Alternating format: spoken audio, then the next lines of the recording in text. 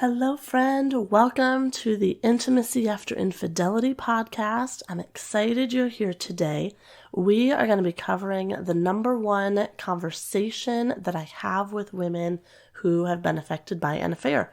And that question is, does an affair always lead to a divorce? It just kind of seems automatic. That's the one thing that is in the Bible that says you are allowed to divorce if there is infidelity in the marriage. So does that mean that it's automatic? Does that mean that it has to happen that way? So I'm coming at you with 5 questions to consider before you call it quits. Spoiler alert, I do not believe that it has to end in divorce. I believe there are some other options, and we'll talk about that today. So if you have been considering divorce in your marriage, like you feel like that's the only option, stick around and we'll talk about it. Hey friend, welcome to the Intimacy After Infidelity podcast. I'm Kristina Joy, forgiven daughter of Jesus, wife, mom, and affair recovery coach. Chances are you are stuck in a marriage that feels broken, and you're uncomfortable with even speaking the word affair. You want to avoid heartbreak and divorce, but lately marriage has felt filled with landmines. You're wishing there was a step-by-step manual for how to survive, how to heal emotionally, how to rebuild your life, and maybe even enjoy it. Well, my dear, you are in the right place. So if you're ready to move forward, clothed with strength and dignity, then find that safe space and pop in that earbud. Let's rebuild your life and marriage better than it's ever been. Are you listening to this episode because your marriage has been affected by an affair? Because you are stuck in the fear that, maybe like this episode, that divorce is the only option for you, that there's no hope, that all is lost, that nothing can be restored? Well, I invite you to check out my one-to-one mentorship, which is going to walk you through the journey of healing for yourself and your marriage. My goal is for you to rebuild your marriage better than it's ever been, and I know that it's possible. I can't wait to show this to you because I want you to be open-minded that with God, all things are possible, including your marriage being better than it was before the hurt, before the betrayal, before the lies, before the shame. You don't have to be pigeonholed into what the world says because that's not God's way.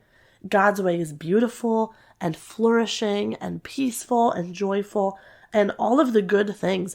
I wish I could just prove to you all of the things that I know to be true about what this journey has done for me and my students. So instead, I invite you to come watch and decide and discern for yourself. So head to KristinaJoyCoaching.com, watch the free training that's there. It's about 30 minutes, and see if working with me it could be right for you. Okay, so let's jump in. 5 questions to ask before you call it quits on your marriage. First of all, what will happen to your kids? Think about the custody disputes. Think about the crazy amount of schedules that you'll have to balance now. What about the different parenting styles? You parent differently than your spouse, but this time you won't be around to see what they do and how they are taking care of the kids. What about your children's hearts? Any future trauma? It's going to hurt a lot for you, but also think about what it's doing for them and their future. Holidays are going to be split. Children will be all over the place, mixed into the chaos. Birthdays. What if there's a year that you are not with them on their birthday because you have to share that day now? What about school events? Is it going to be awkward to see your ex at a sporting event or an award ceremony? What about church? Will one of you need to find a new church, or will the kids have to leave their friends? So think about your children. There is a lot that's at stake for them if you do decide to separate. Second question, what are you currently investing your time and money into? You invest into what you value. So now, or even in the past, have you invested time into your marriage? And I don't mean a couple minutes here and there. I mean hours into your marriage. Have you invested money into your marriage, whether growing or going to workshops or retreats or even free programs that are out there? Have you invested to see if you could rebuild, if you could grow, and if the marriage could come back together? Question number 3. I want you to think back. Why did you get married initially? And maybe you need to pull out that old photo album, but think back to then and then look at what's different now. The point here is that I want you to realize marriage is not all bad. There was at some point some good, but start to evaluate, where did it go wrong? Where did we start to veer off that path? When did we start to disconnect? Was there a specific life event that caused us to disconnect and we never recovered from that? So where were we when we started? Where are we now? And what happened along our journey? Question number 4, and this is a big one. I want you to get out a piece of paper and write down the cost of leaving. Then I want you to flip it over and write the cost of staying. Now, cost can be money. You might have to pay for a divorce attorney and all the legal fees. You might have to pay for therapy or counseling afterwards. Now you might need to pay for childcare. If you are working and you're supposed to have the kids, now you need help with childcare. So there is a lot of money involved in a situation like this. But cost could also be something else. Cost could be, what's the toll that it's going to take on your physical body? What is the toll that it's going to take on your emotional health? On your financial status? Maybe right now you're a stay-at-home mom. Are you going to have to go get a job now? What about your friends or your family, just your support system? Is that going to change once you separate? Because maybe right now all of your friends are couples that you all hung out together.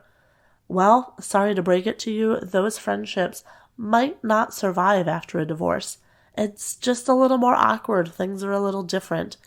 I know that you have some good friends that would walk with you through that situation, but your support system would probably change. So that is a cost of separating from your spouse. And number 5, the 5th question here. Have you done any counseling or coaching up until this point? There are a lot of nuances around this. There's money involved, there's time involved, and honestly, I had a lot of fears around what would happen.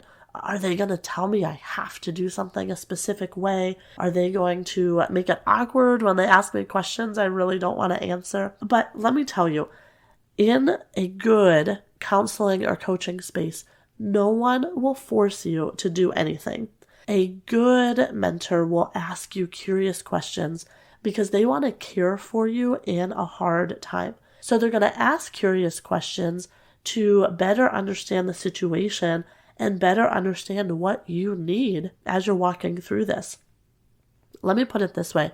When you're sick, you don't self-diagnose and then just walk straight into the operating room. You see a specialist. You get a diagnosis. Sometimes you want a second opinion. Then you create the treatment plan. So, friend, let me tell you, your marriage is worth a specialist.